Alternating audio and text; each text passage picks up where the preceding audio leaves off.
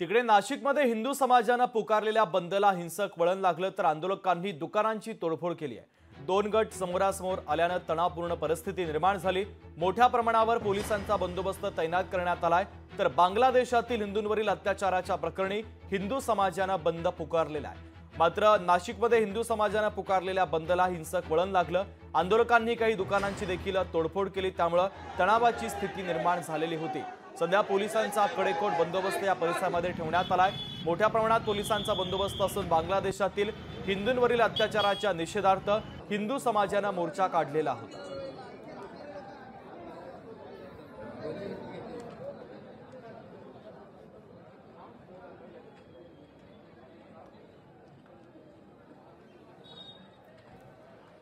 ज्यांनी कोणी दगडफेक करण्या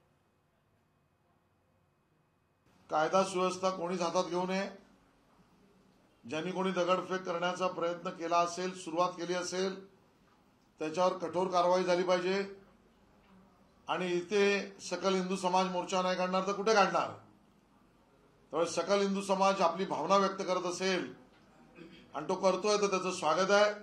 या मोर्चामुळे ज्यांची पोटं दुखत असतील त्यांच्या पाठी सोलून काढा, ही आमची पोलिसांना आव्हान आहे। काही संघटनांच्या वतीनं बंद पुकारण्यात आला होता। या बंदच्या अनुषंगाने काही व्यक्ती बाईकवर बंदचं आवाहन करत जात होते।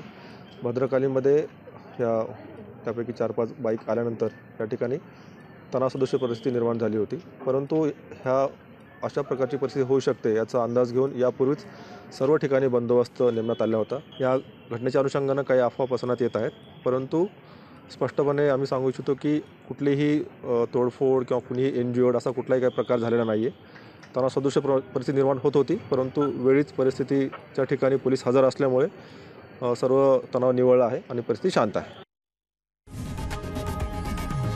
लोकशाही मराठी ऐका, पहा, जागरूक रहा।